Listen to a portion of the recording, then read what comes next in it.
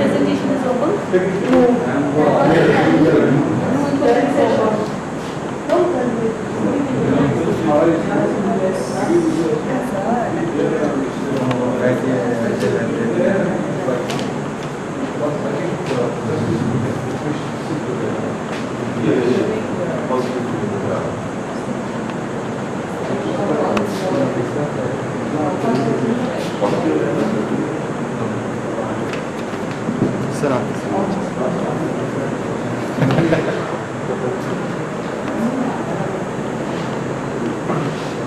At the function, the inaugural ceremony, to begin with a bouquet presentation to our chief guest by our students. I request Mansomi to please present bouquet to our registrar, Benjamin.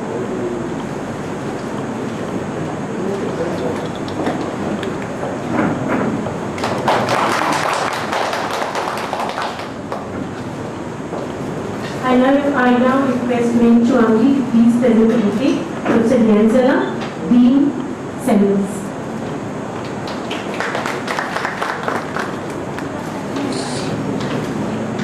I now request Professor Jyoti Kumar, Head Department of Commerce, to give his welcome address on the occasion.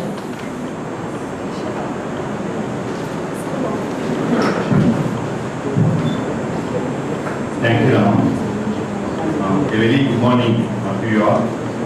I am very happy for the opportunity of welcoming the distinguished guests, invitees and participants to this one-day regional seminar on services sector in Mizoram, being hosted by the Department of Commerce, Mizoram University. We are fortunate to have Sri Benjamin as the chief guest of the inaugural session. Sri Benjamin also represents two kinds of services sector, namely defense and education. He is many things to many people: an outstanding administrator, an administrator with excellent abilities of mentoring, and someone who can be described as a level 5 leader.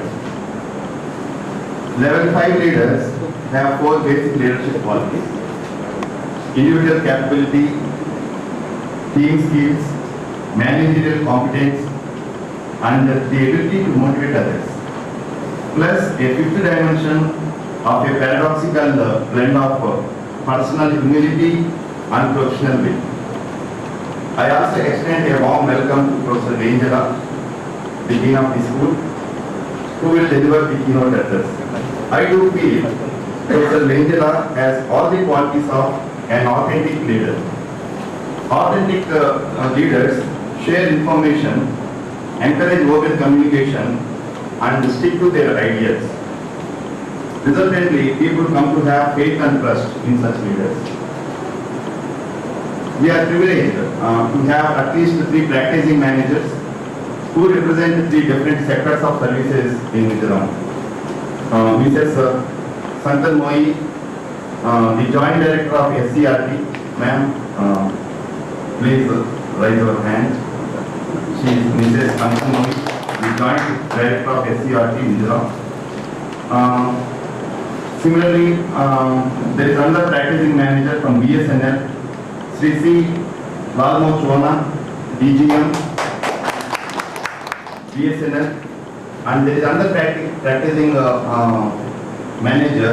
He is on the way to join our program, and he is Sri AYMM Chaudhary, Chief Manager, Regional Office, State Bank of India. And the Department of Commerce welcomes these 3 practitioners. And we are very thankful to you, sir, for your interest and presence here. And another professor from the same department, Dr. K.C. Kabra, is on the way to join us. Finally, I extend my hearty welcome to Professor Aizawl, the Controller of Examinations, distinguished deans, heads, professors, faculty, the paper presenters, the participants of the ongoing refresher course in commerce, representatives of the print and electronic media, and the students of our department. I request you all to take part in entire seminar proceedings of the day. Despite our best efforts, if there are any lapses in hospitality being provided to you, kindly bear with us and please don't consider such lapses as service deficiency. Thank you, one and all.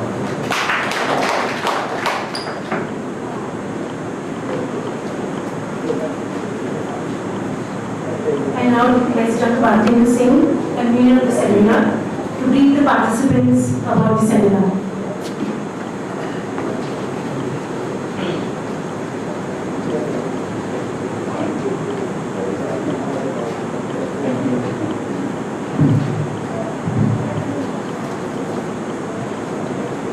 Thank you. On behalf of Department of Commerce, I am convening this seminar, but it doesn't mean that I am just convening.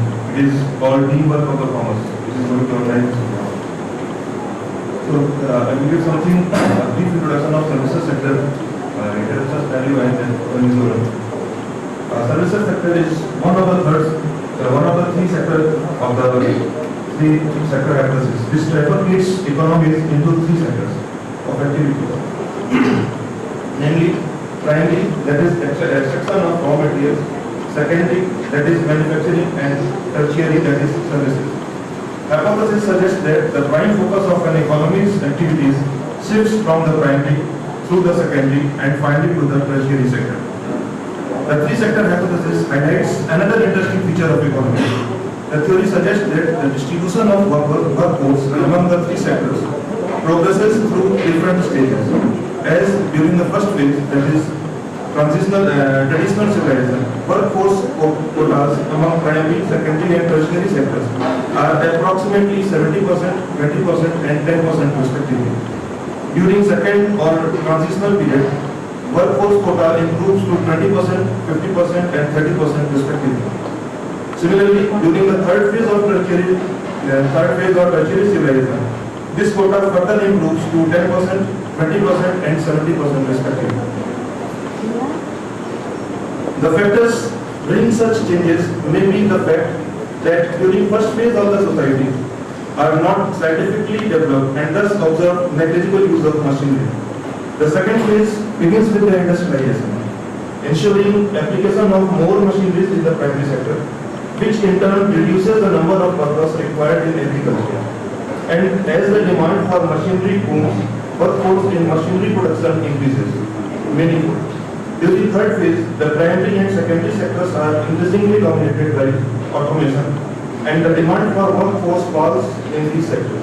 It is replaced by the growing demand of the tertiary sector. When tertiary sector grows to such an enormous size that it is sometimes further divided into an information-based quaternary sector and even a quinary sector based on non-profit structure. According to a study, service industry accounts for 62.6% of the country's GDP, while the industrial and agricultural sector contributes 20% and 17.5% respectively. Agriculture is the predominant occupation in India, accounting for about 52% of the employment. The services sector makes up further 24% and industrial sector around 40%. Now I am going to the scenario in this. The economy of Mizoram is highly structural. During last decade, the services sector has consistently contributed over 3% of the total domestic product as per CSO data. The services sector has shown an increasing trend during the period and moved from 72.1% in the year 1999-2000 to 80.5% in 2008 years. The overall contribution of primary sector and secondary sector is reducing year by year. During last 10 years, contribution of primary sector has come down from 23.8% to only 15.7%. Whereas secondary sector's contribution has reduced from 4.1%. Services sector has grown from 1409.5 crore to 2205.4 crore. The three sector hypothesis says the development of an economy should pass from primary through secondary to services sector. But data suggests that Mizoram was neither a self-reliant agrarian economy nor it was an industrialized state. Thus, we may say that Mizoram has jumped premature out of the agrarian and industrial development to adopt tertiary sector revolution. Development of primary and secondary sector of economy is very important as it works as a platform for healthy growth of tertiary sector. Unless such development may not be sustainable. The data further suggests that services sector in Mizoram, by contributing over 3/4 of total NSDP, is not riding on its system. Rather, it is riding on the weakness of other two sectors in the state. A cursory glance at the percentage contribution figures of fund is already introduced. We are having our chief guest, our registrar, and we are having keynote speaker, Professor Aizawl. After this inaugural session, we are having two technical sessions. First session will be chaired by Professor Aizawl. Under this, we are having three invited talks. First from Joint Director SCRT, Ms. Santan Mori. Second is from Sri K. by M.M. Chaudhary, Chief Manager, Regional Office SBI. And third is Sri Lalma Joanna, ITS, DGM BSNL. Then in this session, we are having 7 papers of academic series. And in second technical session, we are having to be chaired by Professor N.M. Panda of NEHU. And in this session, we have received 11 papers. So, and we are having 3 reporters, Mr. Ashkumar Dera. Instead of sitting and giving keynote address from my chair, so that's why I come up here. Our honorable chief guest, Pupena, and Pujoiti, the chairman of this function, my colleagues in the university, and those resource persons from outside like Panda, and those officials from Government of Mizoram as well as from Telecom, and ladies and gentlemen, it is indeed a privilege for me to stand before you to give keynote address at this seminar. After hearing the introduction about the seminar, I'm afraid my address would be a sort of duplication, but bear with me even if it's a duplication. I feel like even if we kind of repeat the points that have already been covered, that shows the importance of the sector and the seminar. With the coming of globalization and the advantages accompanied and the existing talent pool in India, today, service sector, the engine of growth is flourishing rapidly. So is the career and the job opportunities in the sector. Globally speaking, service sector generates about 2/3 of the GDP, with the annual growth rate about 6 to 6.5%, whereas in India, the sector contributes nearly 60% of the total GDP. That shows the importance of the sector, the service sector. It contributes nearly about 60% of the total GDP, gross domestic product. But, there is a big but. The contribution to the GDP is that big, but the service tax, the tax collected from the service sector to GDP ratio, however, is only around 1%. So, imbalance is that big. The Union Finance Minister, in his budget speech recently, proposes to retain the rate of tax on service at 10%. The Planning Commission, in its report, stated that by the year 2020, the 120 million job out of 200 million will be from service sector. So that is the scope. the service sector has in India. So by 2020, out of the 200 million jobs that will be made, 120 will be from service sector. So that is the road made by the service sector in the economic quality. No one can underestimate the importance of service sector in today's world. The communications revolution has turned the world into global village. There is a man from communication like telecom. So the communications revolution has turned the world into a global village. Free trade in services will help us export white-collar labor services, just as free trade in manufactured goods permits to export blue-collar labor services. Since service industry is the people's industry, this industry generally deals with products which are intangible, things which can only be experienced. The entire service industry can be segregated into various segments. I have listed out quite a few. So we have around 19 different categories under the service sector. Hospitality services like hotel, restaurant, resorts, tourist complexes like this, and then ITs and BPOs. And then for the third category we have travel and tourism services. The fourth, transportation services like railway, airline, cruise line, local passenger transportation. Then telecommunications and communications. Retail business, event management, event services like conference, convention, exhibitions, expositions. And then we have banking, financial, insurance. Then entertainment, leisure services, media and advertising, marketing relating services, business and professional services, fitness, health and beauty care, human resource, consultancy, education and research, computer services, real estate services, construction services, distribution services, and so many others. So categorically we can say there are big 19 categories under this sector services, service sector. Ask Jamina to please give his inaugural address.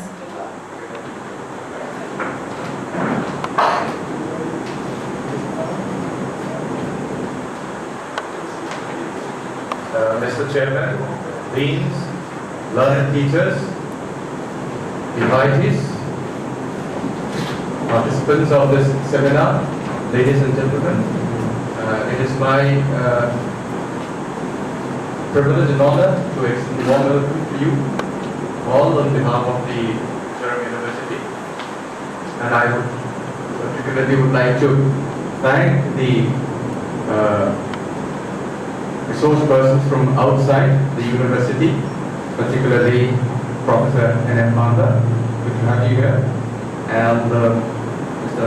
Latmatswana, and P.Sam Tanmoy, and others.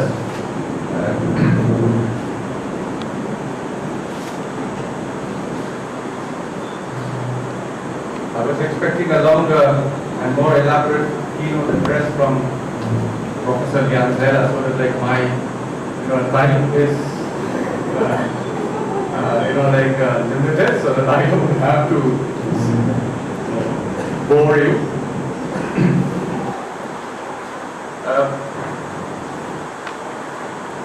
Professor Raji Kumar was very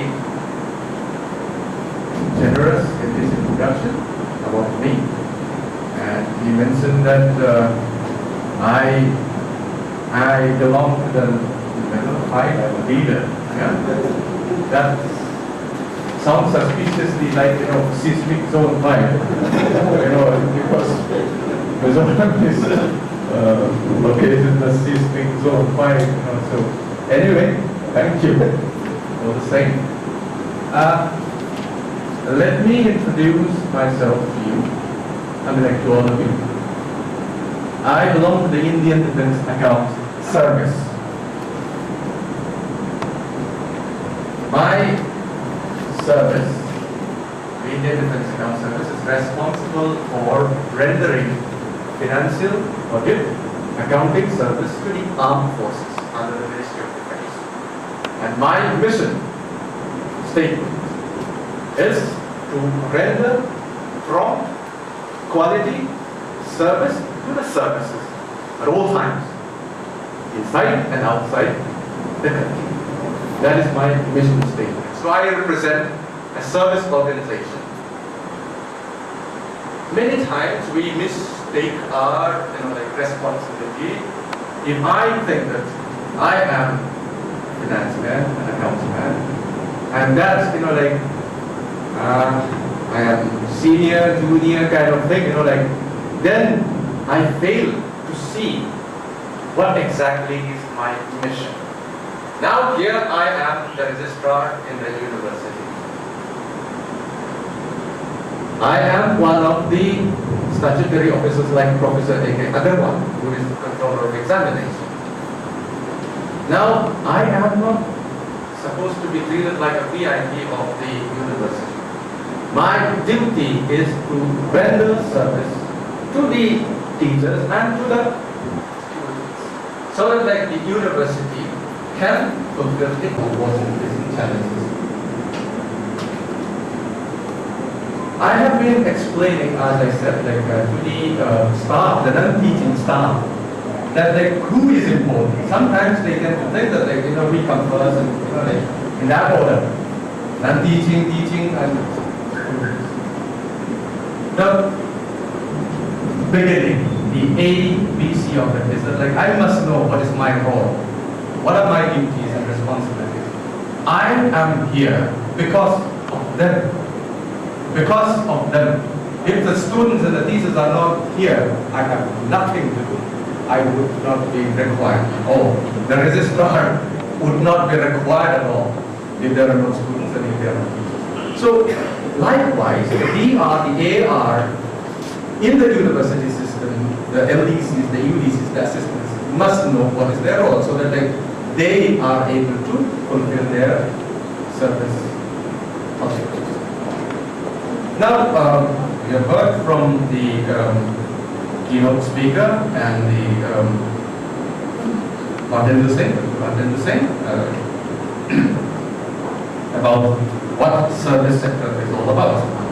Now, since this seminar is pertaining to the state of Mizoram, I thought I'll just share my thoughts with you.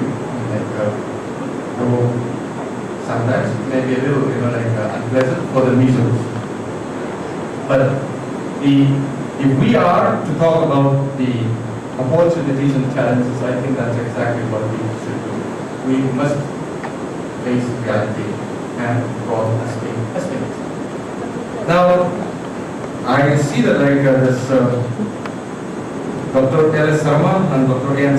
Shankar will be talking about the SWOT analysis of tourism industry.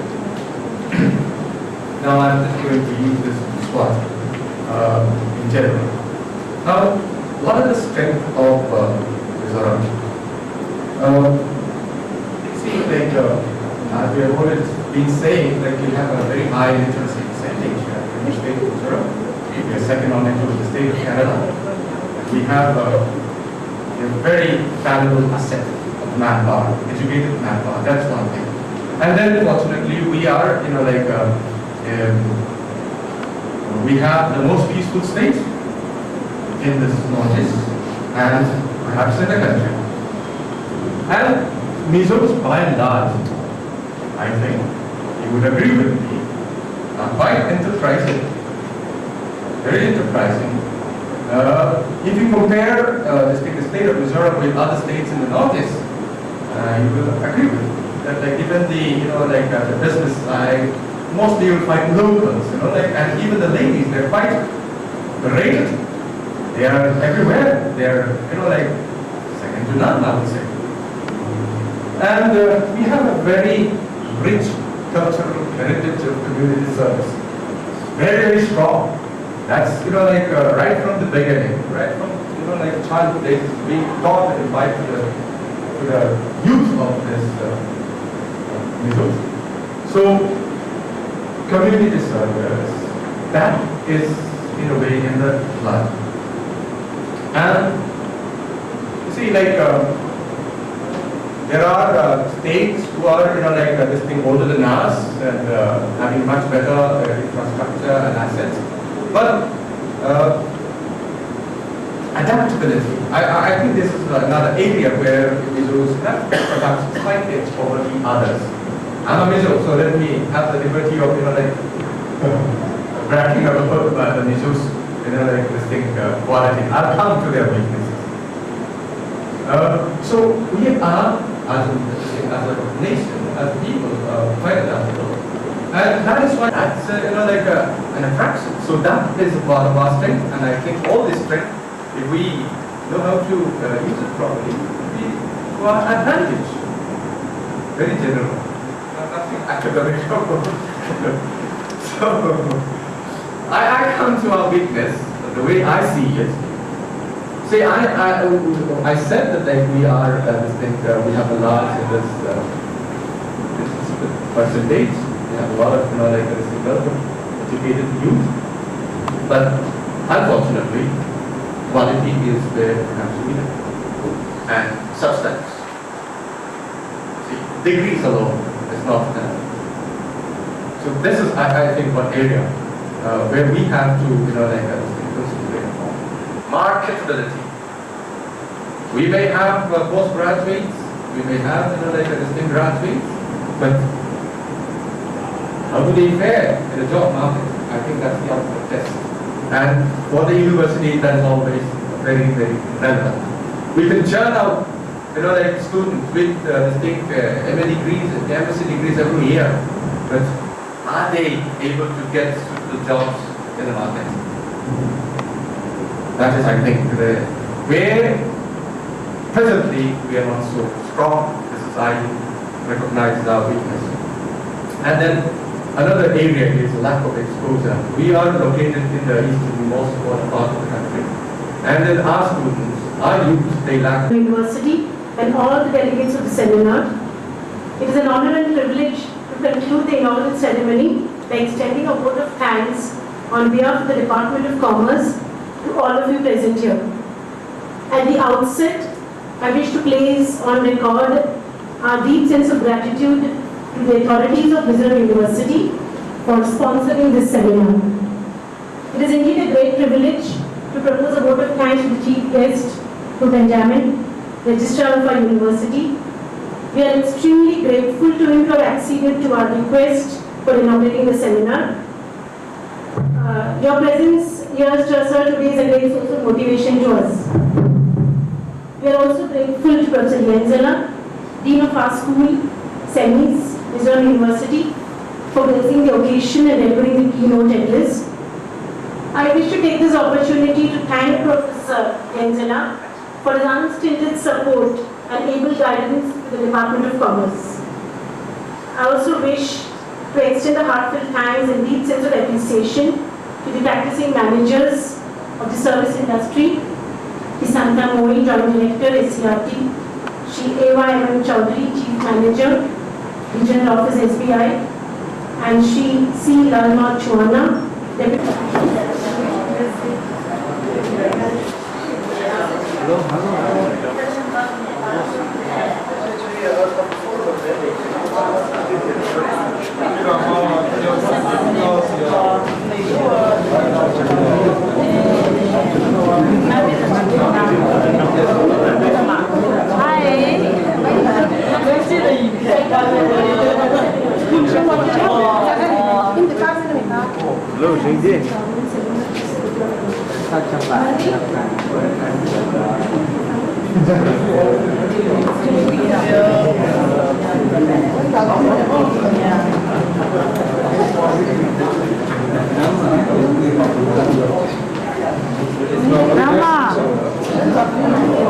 You're learning from your department, right?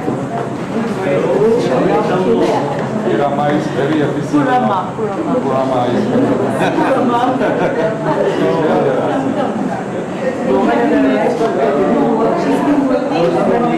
My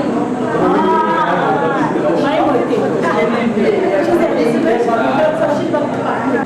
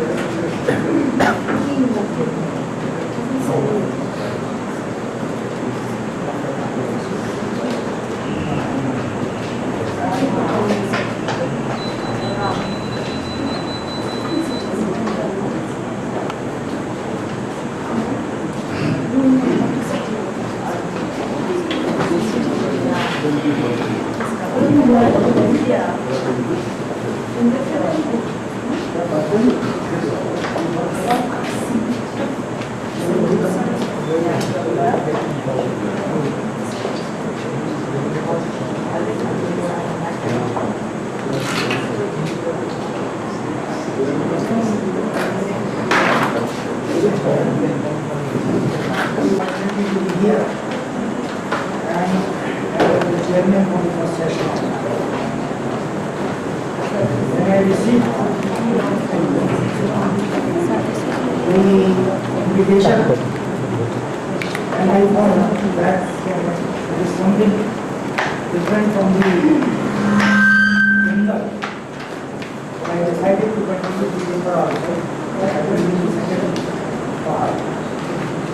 The time to graduate around 1.40 hours.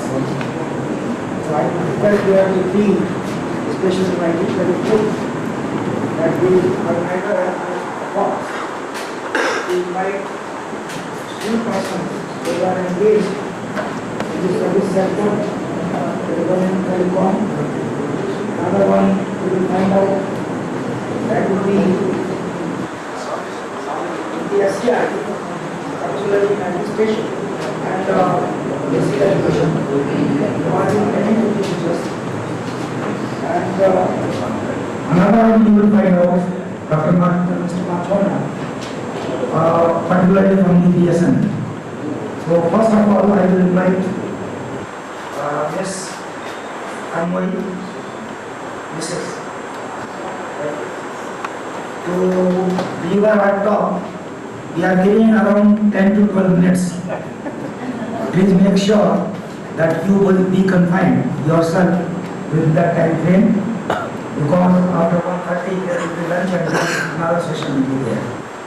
So if any delay in this, it will be stealing time from the second session. Kindly adhere to the time frame. Please.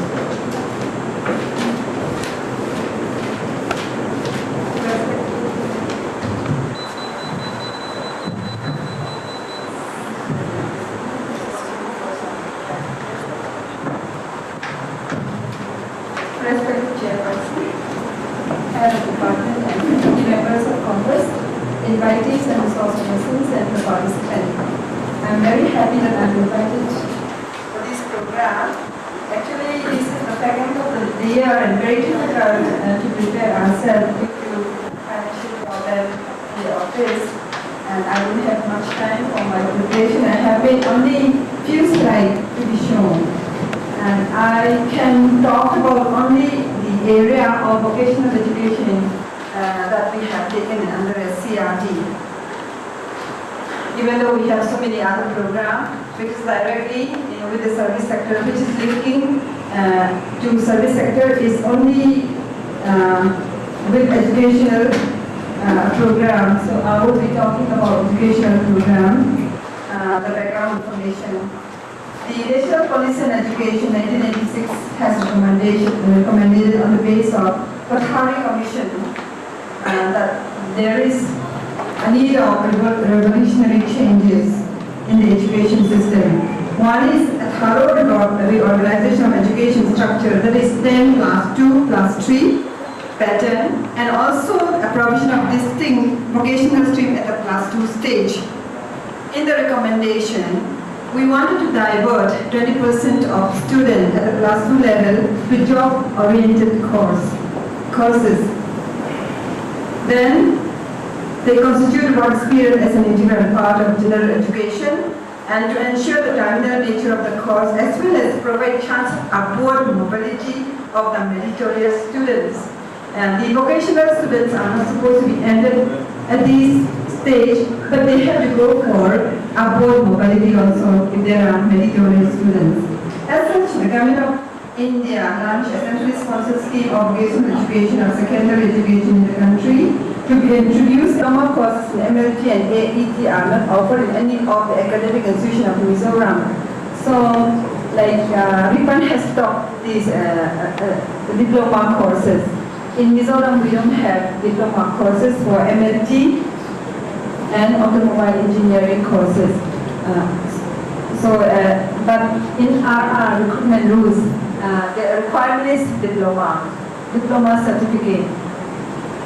And this has given us so much of a problem in the department. With the above mentioned situation, effort may be made to provide for vertical mobility for the following trades: automobile engineering, medical laboratory technician, horticulture, sericulture, commercial garment designing and dressmaking. I believe that there is NIT is going to be open in the university. So if this is open, then our students will have a chance of going upward. Then it will not give so much of a problem. So there is a possibility of diverting more students from high school, from higher secondary school. Placement, to make education more meaningful to our students and to enhance employability of our educated youth, employment opportunity must be made accessible to them. And my friends. Today, basically, my aim was supposed to come to visit this seminar, but very busy meeting in Guwahati. So I have come here to share something.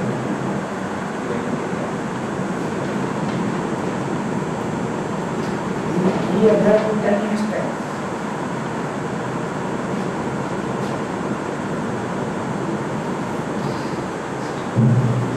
So,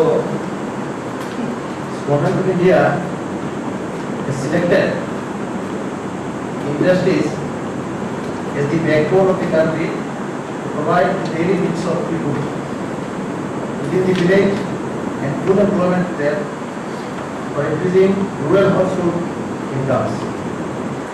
The government has set up various committees, and some of the recommendations they have given to avoid further unemployment and underemployment in the existing occupation, provide progressively for additional opportunities in rural areas, and to adopt production technology appropriate to prevailing conditions of unemployment and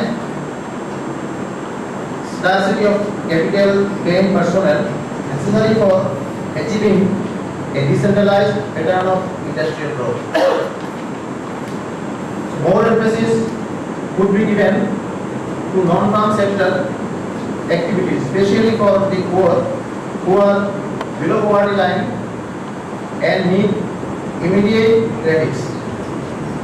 The rural financial institutions scarce inputs, and most of the activities are environment friendly without much problem to the pollution. So the importance is the Indian economy, which is characterized by the features of overcrowded agriculture, chronic mass poverty, widely prevalent unemployment, narrow and unorganized markets, and absence of large-scale application of scientific and technical application in rural areas. With the availability of plenty of manpower, the development of rural sector can be possible by expanding rural industrialization and services which have vast potential for large-scale employment and thereby assist in elevating the twin problems of poverty and unemployment as well as migration of people from rural to urban areas and encourage integrated rural development contributing to rural prosperity.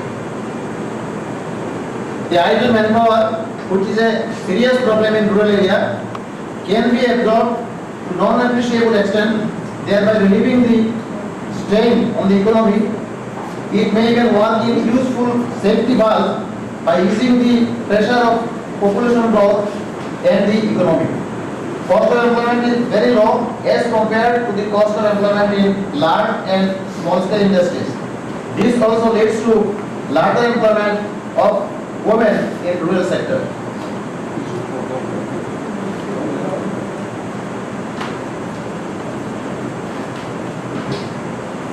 In developing economy where capital is scarce, the village industries with a low capital intensity provide an opportunity for utilizing the scarce capital resources for rapid economic development and also earning foreign exchange through exports. The maximum utilization of locally available raw materials with less wastage in production spread over evenly across the country will help the economy in arresting inflation. During the last 1 decade, it is noticed that this sector gained importance by earning foreign exchange to the extent of rupees 10,000 crores. That I invited for a small talk on this the service sector of telecommunications, and I hope that this will be useful for all of us. Since there is a time limitation, so I would like to go through very quickly. And today we will be talking about telecom services in Mizoram. With a 10 years experience of BSNL. Why 10 years? So I would like to introduce regarding the organizational structures. Why I was talking about 10 years. Incidentally, this particular years become the 10 years of BSNL after inception. BSNL was born on 1st October 2000. And at that time, Department of Telecommunications Service problem of providing the rural community, the rural communications.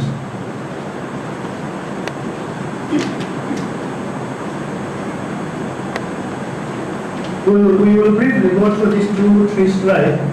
This is the status of exchanges in Mizoram, urban and rural. In year 2001, we have 62 exchanges. The urban and rural exchanges numbers are 50-50 sale are there. In the year 2010, we have 67 exchanges. The urban is 32, rural is 35. There is a slight increase in the urban. Next slide. Usually my presentation will be based on this. Service sector concept and coverage, then global perspective, then national perspective.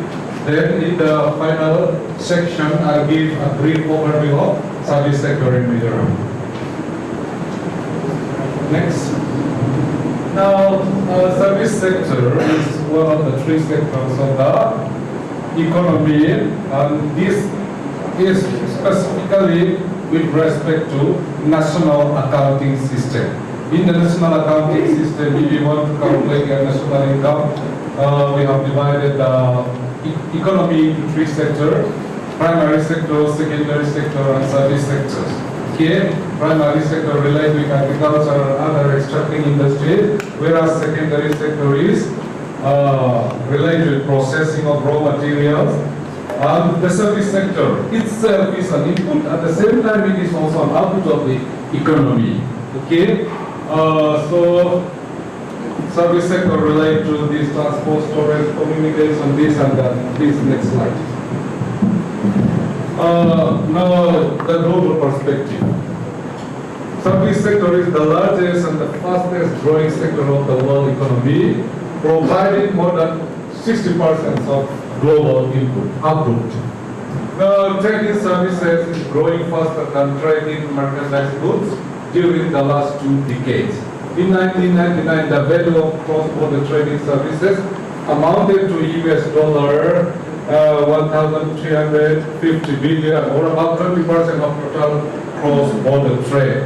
Then according to the World Trade, Travel and Tourism Council, tourism is the world's largest employer accounting for 1 in 10 workers worldwide. According to IMF data for 1999, tourism export estimated at $443 billion, 33% of global services export. Most of the things that I'm going to say has been covered by the previous paper. So I would like to show tables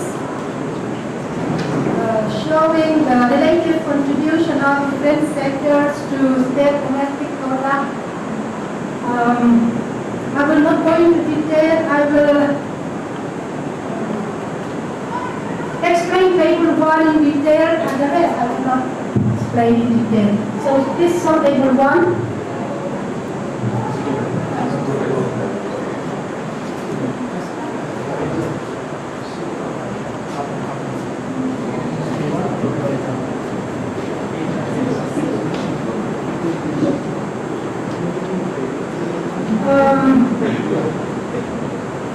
I collected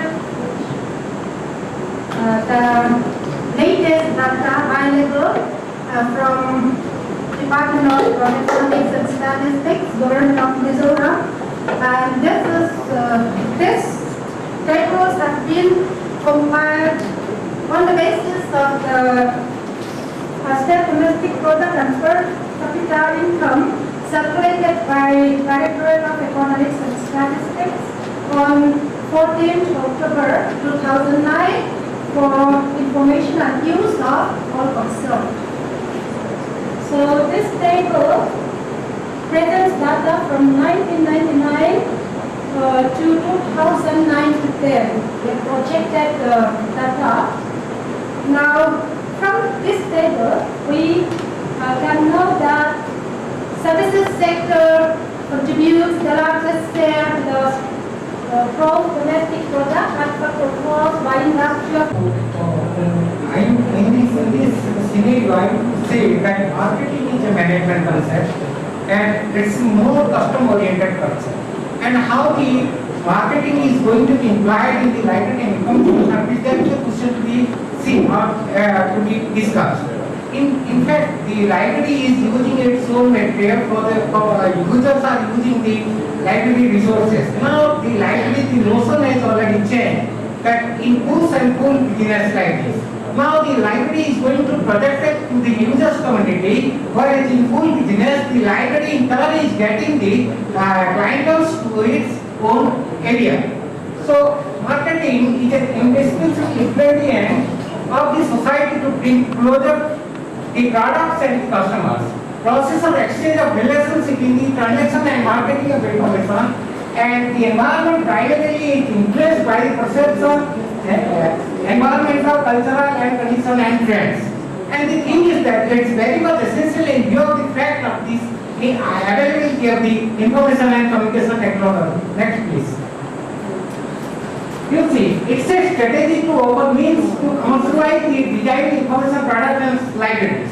Here I would like to mention one thing is that now the library is a non-profit organization and I am talking of the marketing which is very much profitable. But let me very much clear from the very inception that library is not going to be profit oriented. It's a service oriented and it's not that of a commercial organization.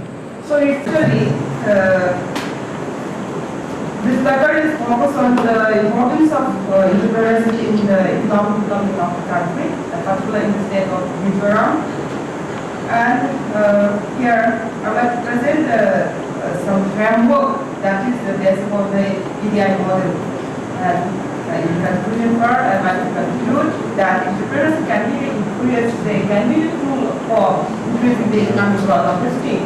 This is the topic of my paper, this is entrepreneurs in economic development, which refers to Mizoram. And this is possible to read it out all the text paper. Say, just a little bit. Just go to the page number 2, please. Page number 2. Yeah. I want to put in this putting the importance of entrepreneurs in the forefront, the former president of India, Dr. APJ Abdul Kalam, emphasized on the three-pronged strategy to devise employment-oriented education system. That is, I think this presidential speech is very much important for our country. He gave 3 strategies. The first one is education system should highlight the importance of entrepreneurship and prepare the students right from the college educational ladder to get oriented towards setting up the enterprise and the curriculum for arts, science and commerce. For all the streams, this entrepreneurship is important for the development of our country as a whole and particularly in the stage. Everywhere we need to develop the entrepreneurship.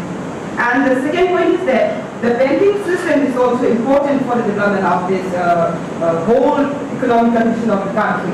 So there is the banking system is good, that automatically. Then the third point is overall development. So, and that's the concept of entrepreneur is like this. Entrepreneur is the person, that entrepreneur is the process of action, that entrepreneur is the object. Ladies and gentlemen, the topic of my presentation is tourism industry in Mizoram, a SWOT analysis. As it begins, I just want to explain what is the SWOT analysis. In fact, most of us know what is the SWOT. SWOT stands for strength, weaknesses, opportunities, and threats. And as see the slides in that also. The strength here means it is an inherent what you call capacity which can be used to gain certain strategic advantage. Weakness is inherent limitation which will create a strategic disadvantage. So you have a strong point and a certain weakness points. And apart from that, you also have opportunities and threats within that environment.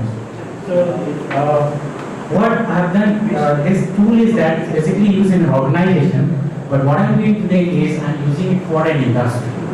So my topic is on 8 and 9. The data has got about 2006-7 and 2007-8. Number of domestic tourist visits arrived has slided down a little bit compared to the previous year, but the number of foreign tourists coming to Mizoram has increased by around 40%. Next slide, please. There are actually 6 factors which are responsible for development of tourism in a state. Here I have given 5 factors. One is the hotel, airlines, road networks, tour operators, and the government. And of course, the railways also plays a very important role. But in Mizoram, we don't have we have the railway connection up to Vairali, which does not play a very strong emphasis in our industry.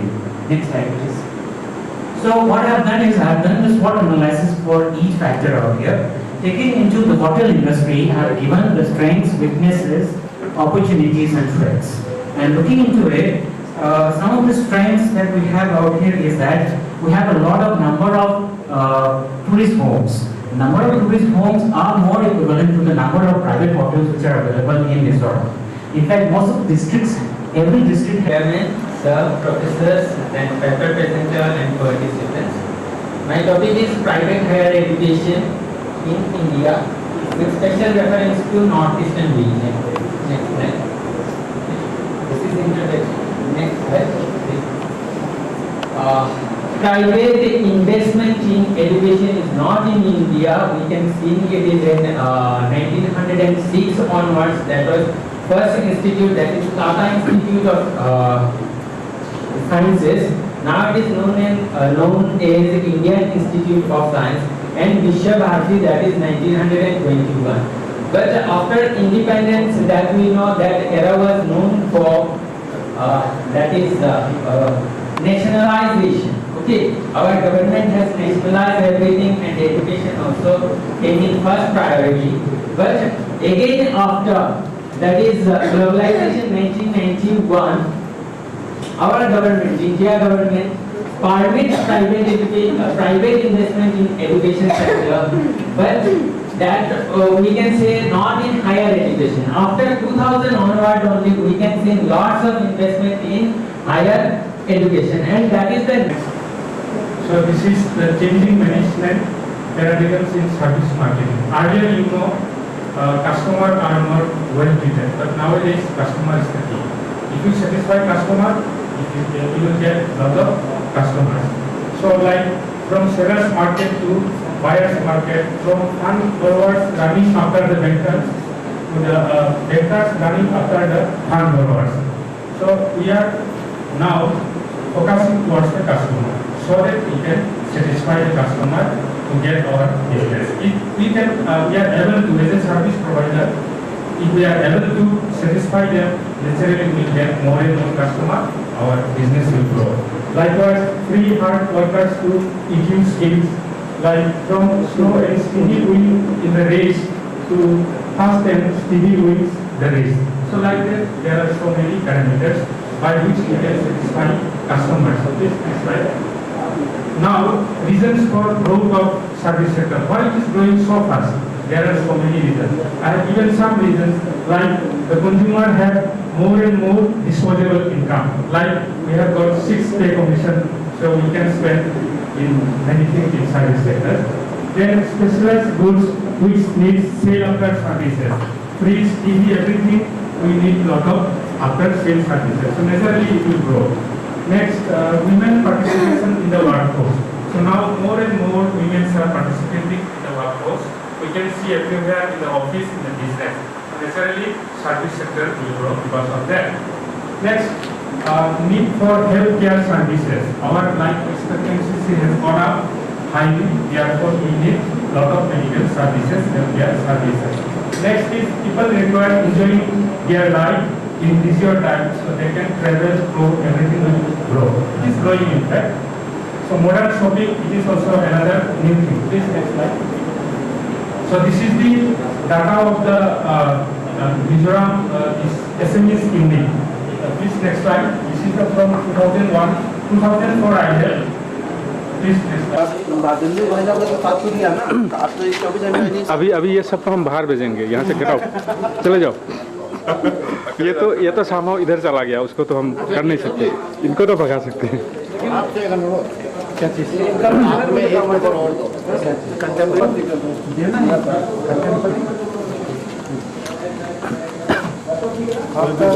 आपका साथी को आए आधे खोला शुरुआत में भी कर रहे हैं। ऐसा क्या करेंगे आपको